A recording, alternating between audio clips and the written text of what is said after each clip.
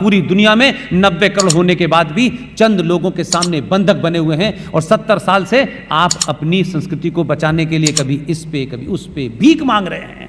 कोई आपसे डरता नहीं है। आपने दुनिया में किसी को लूटा नहीं, किसी को मारा नहीं। आपकी संस्कृति में गुलाम बनाने की संस्कृति नहीं है। उसके बावजूद भी आपकी महान संस्कृति है, लेकिन आप बौनों से बदतर हो चुके हैं। ईमानदारी यहां होनी चाहिए। सार्वजनिक मंच पे ईमानदारी का ढकोसला नहीं पीटता। जो है वो कहिए। इसलिए आप 10 रुपए, 2 रुपए, 5 रुपए, 4 रुपए, और बहुत सारे मंदिर हैं, बनते रहेंगे। मैं मंदिरों से ज्यादा मेरे लिए इंपॉर्टेंट है कि ये जो करोड़ों 90 करोड़ चलते फिरते मंदिर हैं, अगर ये ताकतवर होंगे तो करोड़ों मस्जिदों को भी मंदिर बना देंगे। जो 40,000 मंदिरों को तोड़कर जिहादियों ने मंदिर की जगह मज़ारें बना दी हैं, अगर आपका पुरुषार्थ जाग जाएगा तो आप सबको ले लेंगे, और आपका पुरुषार्थ नहीं जागेगा तो 500 साल के बाद एक मंदिर मिलेगा, आप उसका राग बजाते रहेंगे, तब तक कई मंदिर आपके समाप्त हो जाएंगे। इसलिए एक बात कहकर के अपनी बात समाप्त करता हूं। चुनाव की बात मैंने बीच में कही थी। ईमानदार हैं अगर, और आज का खाना आपने ईमानदारी के नाम से खाया है, आपने जो अन्न खाया है, आप उसकी सौगंध और उसकी कसम खुद खाइए, खुद अपने आप से खाइए और पूछिए 5 मिनट खड़े होकर अपने आप से, क्या सच में मैं ईमानदार हूं? गले में पट्टा डाल करके ताली बजा के भारत माता की जय कहने से कुछ नहीं होने वाला मेरे भाई। इसको जो लिखा है, जिस दिन उसका 1% जी लोगे, आधी समस्या सॉल्व हो जाएगी। आप खुद से सवाल पूछें कि मैंने आज इस राष्ट्र को बचाने के लिए क्या मैंने योगदान दिया। इसलिए चुनाव ऐसा नहीं है कि चुनाव बंद हो जाएंगे। चुनाव में वोट देने वालों को जिस दिन यह समझ आ जाएगा कि जो नेताजी आए हैं अपने मुखौटा लगा करके हिंदुओं के इलाके में वोट मांगेंगे तो यूं कर लेंगे, और हरे कपड़े में जाएंगे तो यूं कर लेंगे, ये मक्कारी इन्हें करने दीजिए। ऐसा नहीं है कि आपके चाहने से सत्ताएं की व्यवस्था बदल जाएगी, सुप्रीम कोर्ट, आपकी संसद बंद हो जाएगी। लेकिन मैं जो आपसे चाहता हूं, सिर्फ इतना ही चाहता हूं कि आप इनके सामने सवाल खड़ा करें, और ऐसे समय पे खड़ा करें कि इनके गले में अटक जाए, और आपके माध्यम से देश की हर उस विधानसभा में जहां राष्ट्रवादियों का यह कहना है कि हम मेजॉरिटी में हैं, वो अपनी विधानसभा में पास करा दें। देश के अंदर साइन होगा प्लेसेस ऑफ वर्शिप एक्ट के तहत 40,000 मंदिर, जिसमें अरबों खरबों की जमीन है, हमारे पूर्वजों के वो मंदिर हैं। ऐसा आर्किटेक्चर दुनिया में नहीं मिलता है। सबके ऊपर से जिहादियों का कब्जा हट जाएगा, सरकार का कब्जा हट जाएगा। आपको नए मंदिर बनाने की आवश्यकता नहीं है। वो जो मंदिर बने हैं उसका आर्किटेक्ट दुनिया में नहीं मिलता है, वो आपकी प्रॉपर्टी होगा। आप उसमें बड़े बड़े गुरुकुल खोल सकते हैं।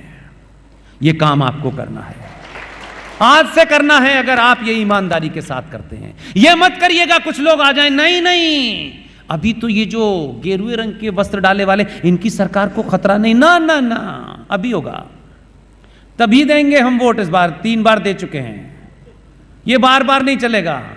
ये जीएसटी और सड़क बनाने के लिए बार बार नहीं चुन रहे हैं। जीएसटी आता रहेगा, सड़कें बनती रहेंगी, राष्ट्र का निर्माण हो गया तो फिर कोई चिंता नहीं होगी। इसलिए ऐसे मुद्दों को मुश्किल बनाइए, और जीएसटी का मुद्दा मत बनाइए। ये कल बदल जाएगा, परसों बदल जाएगा। कुछ राजनीति के कारण है, कुछ अंतर्राष्ट्रीय स्थिति होती है, उसके कारण है। लिहाजा मुझे पूरी उम्मीद है, आपके आदमी ने बड़ा सारा काम कर रखा है। सब मैं सार्वजनिक नहीं करना चाहता, क्योंकि उस मुहिम में सिर्फ ऐसा ही नहीं है कि मेरा यूट्यूब आप ही देखते हैं, पड़ोसी भी देखते हैं। उनका अच्छा ये लाइन दे के गया है तो उसके खिलाफ माहौल बनाते, वो लाइन नहीं दूंगा मैं आपको। 2024 में अखंड भारत का एक टुकड़ा, जिसे हम अपना शीर्ष कहते हैं, वो आपके पास होगा।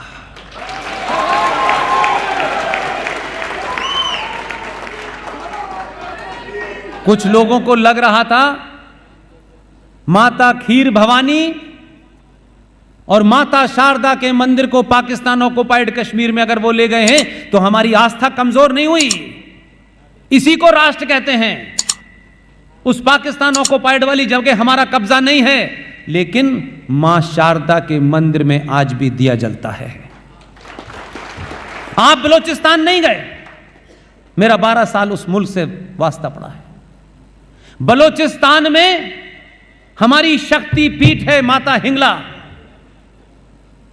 लोग गरीब हैं, आपकी तरह अमीर नहीं है, लेकिन माता हिंगला के मंदिर में रोज शाम को आरती होती है। यही राष्ट्र है।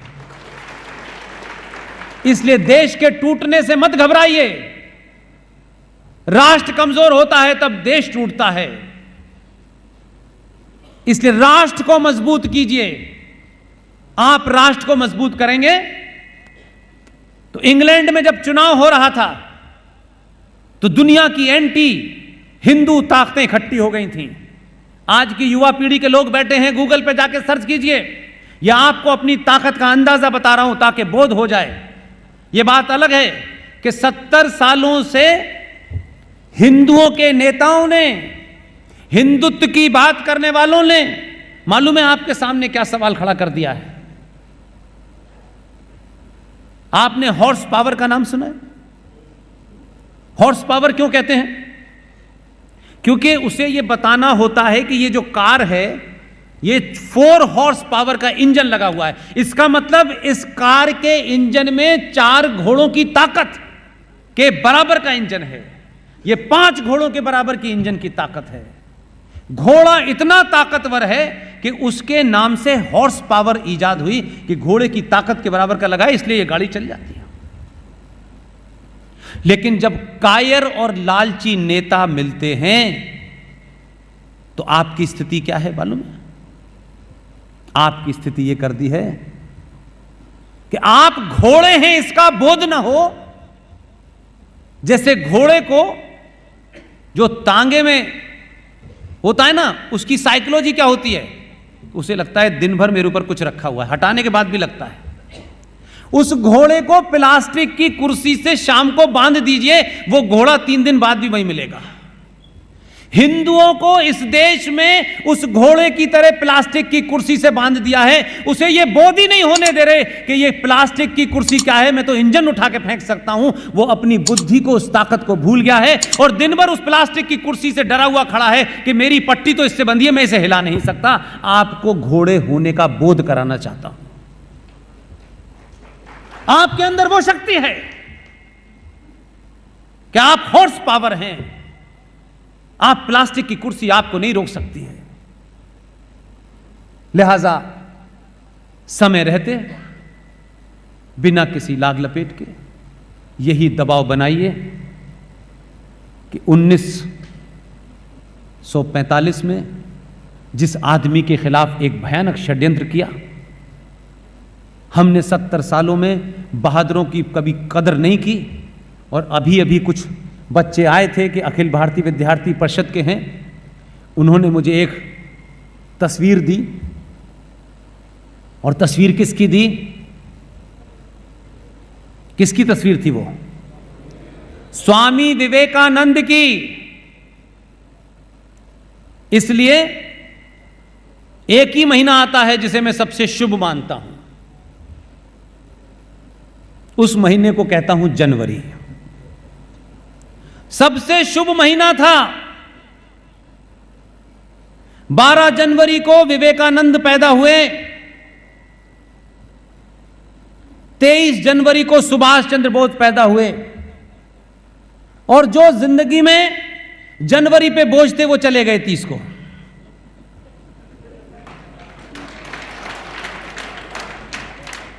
इसलिए बहादुर के बारे में बात करिए, कायरों की बात छोड़ दीजिए। आप अपने बच्चे से सुबह उठें तो उससे ये मत कहिए तुझे ये नहीं आता, तू ऐसा है। आप सुबह उठें, आप उस बच्चे के कंधे पे हाथ रखिए कि तू शेर का बच्चा है। आपके गुजरात में एक ट्राइब है, वो ट्राइब जहां मुसलमान रहते थे उन इलाकों में रुक गई तो वहां वो मुसलमान हो गए, और जिन इलाकों में हिंदू रहते थे वहां वो हिंदू हो गई। उस ट्राइब के अपने कैरियर के ज़माने में कुछ स्टोरी करने आया। उस ट्राइब को सिद्धि ट्राइब कहते हैं, वो सिद्धि कहलाते हैं। वो लोग उनके बीच में रहा क्योंकि स्टोरी करनी थी। वो अपने बच्चे को मालूम है क्या कहते हैं? सिद्धि का बच्चा, शेर का बच्चा, सिद्धि का बच्चा, शेर का बच्चा। मैं पूछता था ये ऐसे क्यों कहते हैं? बोले कि ये शेर का इसके मन में स्मरण कराना है और इतनी बार इसे शेर बोलना है कि ये सच में शेर समझने लगे अपने आप को और इसमें शेर जैसी निडरता पैदा हो जाए। आप अपने बच्चे को सत्तू खिलाइए, मैगी खिलाना बंद कर दीजिए। आप 25 दिन पुराना सूखी एक रोटी को उस पे पिज्जा लगा के, बर्गर खिला के 15 दिन पुरानी रोटी खिलाते, कहते हैं ये बहुत मजे की है। और हमारी मां रात की रोटी पे देसी घी लगा के बांध के देती थी, उससे ताकत आती थी। आप ये सड़ी हुई रोटी खिला रहे हैं उसे, आप क्योंकि आपको पिज्जा खिलाना है। आपने एक भी संस्कार सनातन का पकड़ लिया, दुनिया में आपको कोई नहीं हरा सकता। और 14 के बाद से लोगों को लगने लगा कि सरकार नहीं बदली है, समाज बदल गया है। और इसी समाज के बदलने से पूरी दुनिया में उथल पुथल है। इसलिए पूरी ताकत से लोग अमेरिका, ऑस्ट्रेलिया, इंग्लैंड, कनाडा में कभी शाहीन बाग बनाते हैं, कभी किसान आंदोलन बनाते हैं। ये एक तर्क लिया जाता है, इसके पीछे की फोर्सेस देखिए। आपका आदमी इतना शातिर है कि जिन्होंने कनाडा में खड़े होकर यह कहा था कि हिंदुस्तान के अंदर किसानों के अधिकारों की लड़ाई सरकार कुचल रही है, वो पिछले 1 महीने से कनाडा में छुपा हुआ है कि उसकी पूरी की पूरी उसका राजधानी को ही भुनवा दिया है। लोग कह रहे हैं ये कैसे हुआ कि जो आदमी दिहाई दे रहा था भारत में किसानों की, वो उसके अपने ही घर में किसानों ने ऐसा घेरा है कि 1 महीने से अंदर है। लोगों को पता ही नहीं है कि आपका एनएसए कब गया था, कब आया। इसलिए चाणक्य पैदा कीजिए, चाटुकार पैदा मत कीजिए। यह देश चाणक्य का है,